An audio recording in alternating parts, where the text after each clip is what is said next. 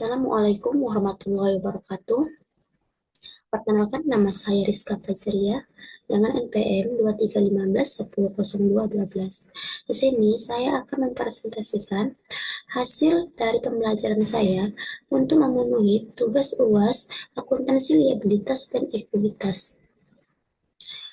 Judul yang akan dibahas adalah analisis faktor-faktor yang mempengaruhi kebijakan hutang pada perusahaan transportasi dan logistik. Untuk penjelasan pertamanya adalah tentang abstrak. Abstrak Abstrak penelitian ini dengan jelas menyatakan tujuan untuk menguji pengaruh kebijakan utang terhadap profitabilitas, likuiditas, struktur aset, dan pertumbuhan perusahaan dalam sektor transportasi dan logistik di Indonesia. Metode analisis regresi linear berganda yang digunakan sesuai untuk mengevaluasi hubungan antar variabel. Sampel terdiri dari 22 perusahaan yang dipilih melalui proposite sampling, memberikan validitas pada hasil. Temuan ini menunjukkan bahwa likuiditas berpengaruh signifikan terhadap kebijakan utang, sementara profitabilitas, struktur aset, dan pertumbuhan perusahaan tidak. Hasil ini memberikan wawasan penting bagi manajemen keuangan perusahaan dalam pengambilan keputusan terkait utang. Pendahuluan. Pendahuluan dalam jurnal ini memberikan gambaran komprehensif tentang perkembangan industri transportasi logistik di Indonesia, menyoroti kontribusi signifikan sektor ini terhadap PDB dan pertumbuhan ekonomi. Penelitian ini bertujuan untuk mengeksplorasi pengaruh kebijakan utang terhadap profitabilitas, likuiditas, struktur aset, dan pertumbuhan perusahaan di sektor tersebut selama periode 2019 sampai 2023.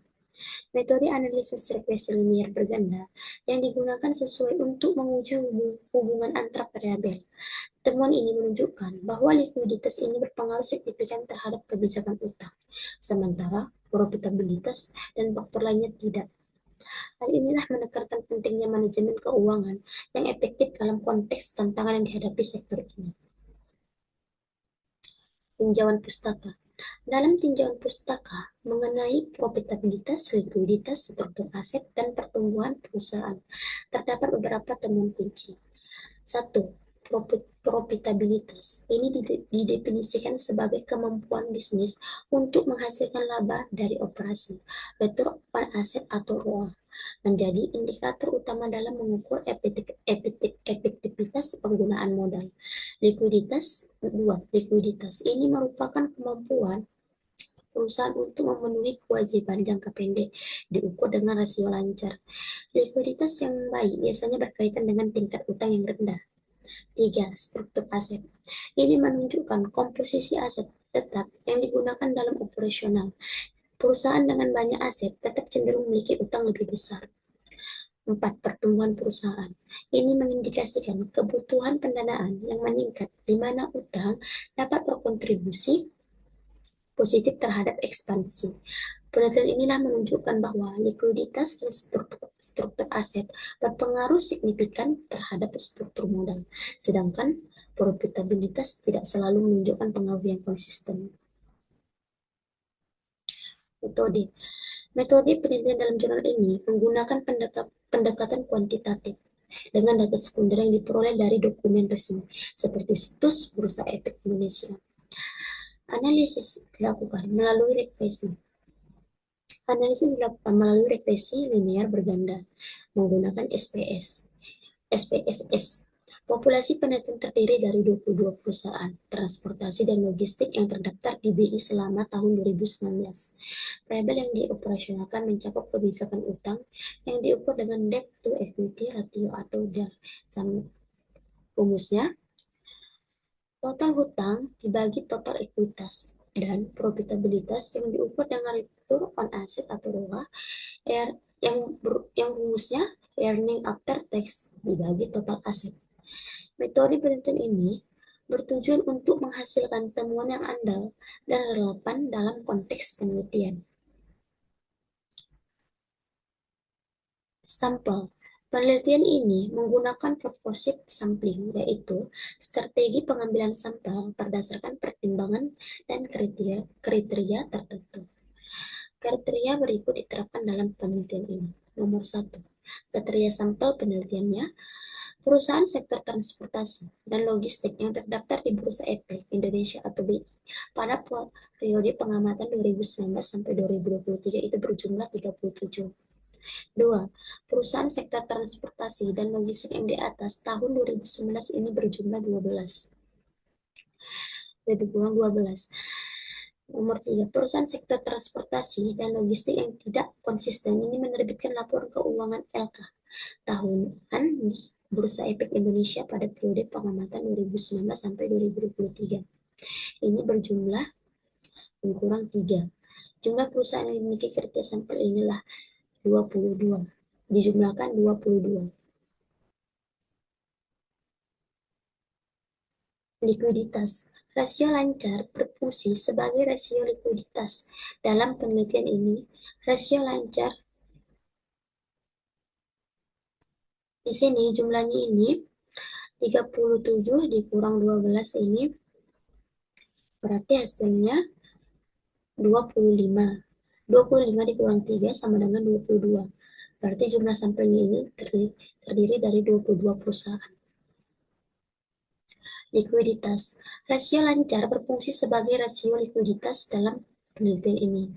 Rasio lancar dihitung dengan menggunakan rumus yang disarankan oleh Akoto dan Victor tahun 2014. Yang rumusnya current ratio sama dengan aset lancar dibagi hutang lancar. Struktur aset. Dalam penelitian ini, struktur aset dihitung menggunakan rumus yang disarankan oleh Kontes dan Susanto tahun 2012. Rumusnya struktur aset sama dengan total aset tetap dibagi total aset. Pertumbuhan perusahaan. Rumus perhitungan pertumbuhan perusahaan dalam penelitian ini didasarkan pada metodologi yang diusulkan oleh Chandrasekharan tahun 2012. Rumusnya growth dibagi total aset buka kurung T dikurang total aset buka kurung T dikurang 1 tutup kurung dibagi total aset buka kurung T dikurang 1 T min 1.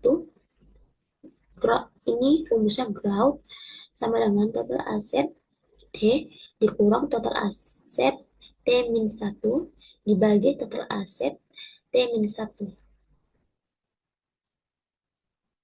Hasil dan pembahasan. Di sini ada uji normalitas. Ini menunjukkan hasil uji Kolmogorov-Smirnov menunjukkan nilai ASIF 0,088 yang lebih besar dari 0,05, mengindikasikan bahwa data berdistribusi normal. 2. Uji multikolinearitas. Ini tidak ada masalah multikolinearitas dengan semua nilai toleransi di atas 0,10 dan VIP di bawah 10. 3. Uji heteroskedastisitas.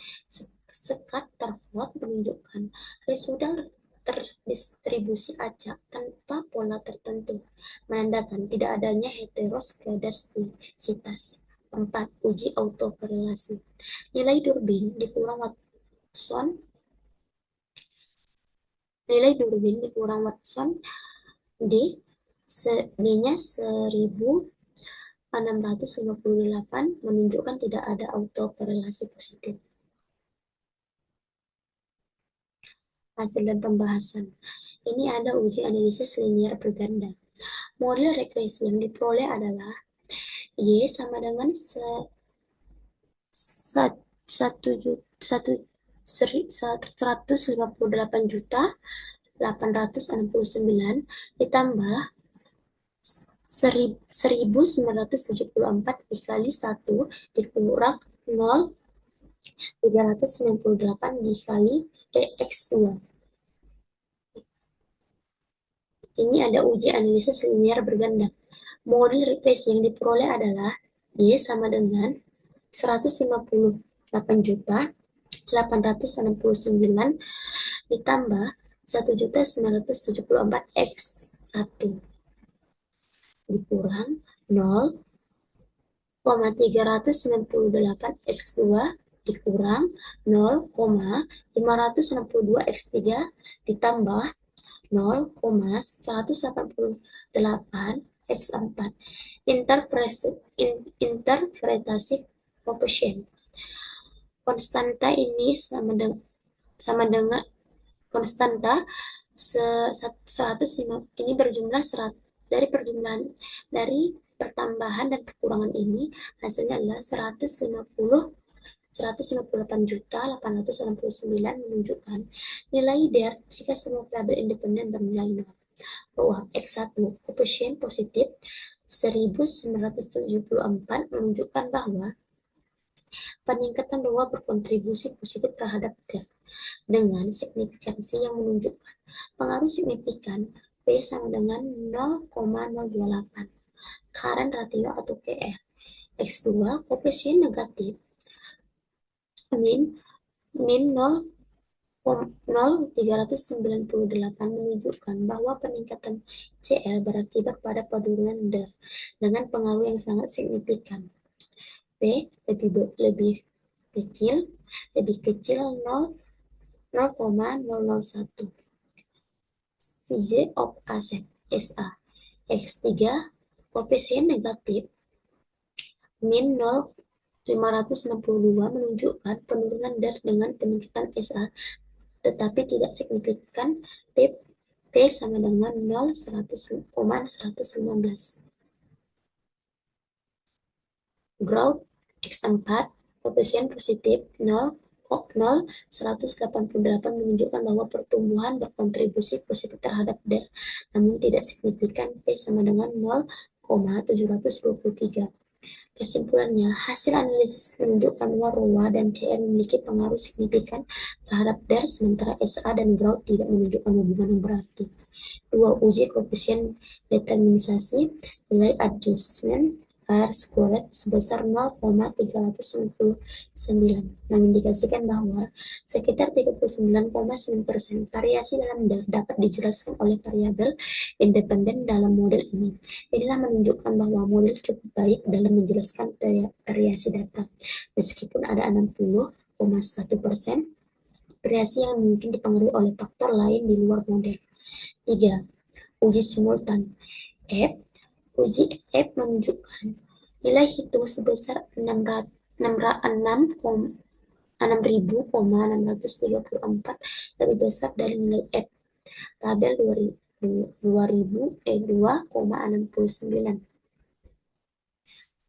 serta signifikansi untuk pengaruh kolektif dari ROA, CR, SA, dan growth terhadap DER adalah 0,001 yang berarti faktor-faktor ini secara simultan mempengaruhi kebijakan utang pada perusahaan. Uji parsial OT dari hasil uji T parsial ROA HO diterima. Tidak ada pengaruh signifikan terhadap DER.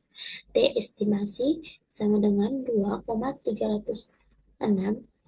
P sama dengan 0,28. CR HO ditolak. Terdapat pengaruh signifikan terhadap DER. T hitungannya sama dengan min 4,988. P sama dengan 0,001. SA HO diterima. Tidak ada pengaruh signifikan terhadap DER. T dihitung sama dengan min 1,624. P sama dengan 0,119. Growth HO diterima. Tidak ada pengaruh signifikan terhadap D. Hitungannya sama dengan 0,368. P sama dengan 0,723. Implikasi temuan inilah memberikan implikasi penting bagi manajemen keuangan perusahaan dalam perumusan kebijakan utang.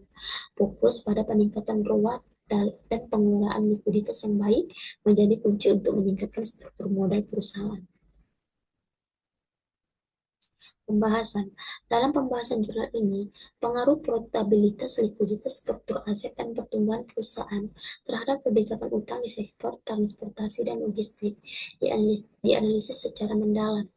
Pengaruh profitabilitas. Penelitian ini menunjukkan bahwa setiap peningkatan satu unit ROA menyebabkan DER meningkat sebesar 1000,974 dengan signifikansi 0,028. Hal inilah menunjukkan bahwa perusahaan yang lebih menguntungkan cenderung mengambil lebih banyak utang karena manajer percaya bahwa profitabilitas yang tinggi meningkatkan kemampuan untuk membayar utang. Pengaruh likuiditas. Setiap kenaikan satu unit current ratio atau KR mengurangi DER sebesar 0,398 dengan nilai signifikansi kurang dari 0,001. Ini menunjukkan bahwa perusahaan dengan likuiditas yang baik lebih memilih menggunakan sumber daya internal daripada utang. Pembahasan pengaruh struktur aset. Meskipun ada indikasi bahwa struktur aset memiliki dampak pada kebijakan utang, koefisien min min, min 0,562 pengaruhnya tidak signifikan. Nilai signifikan 0,115. Ini menunjukkan bahwa perusahaan tidak secara langsung mengaitkan ukuran aset dengan keputusan utang. Pengaruh pertumbuhan perusahaan. Koefisien untuk pertumbuhan adalah 0,188, namun signifikansinya 0,723, menunjukkan bahwa pertumbuhan perusahaan tidak memiliki pengaruh signifikan terhadap kebijakan hutang.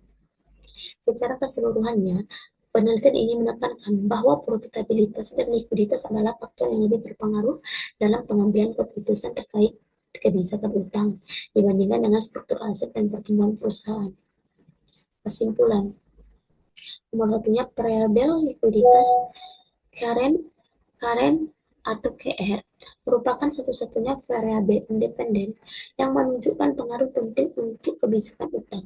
Ini menunjukkan tingkat likuiditas perusahaan berperan penting dalam menentukan kebijakan utang yang diambil oleh perusahaan. 2. Variabel profitabilitas atau return on asset atau ROA.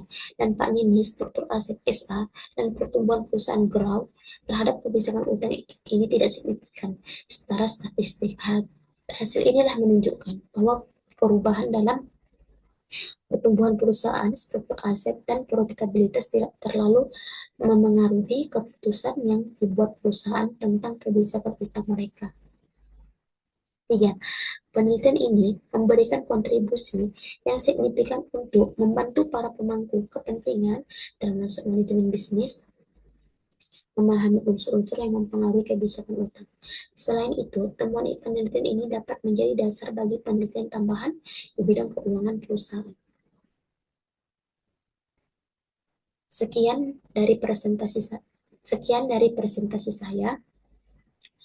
Jika ada salah kata dari saya yang kurang enak didengar, saya mohon maaf. Wassalamualaikum warahmatullahi wabarakatuh.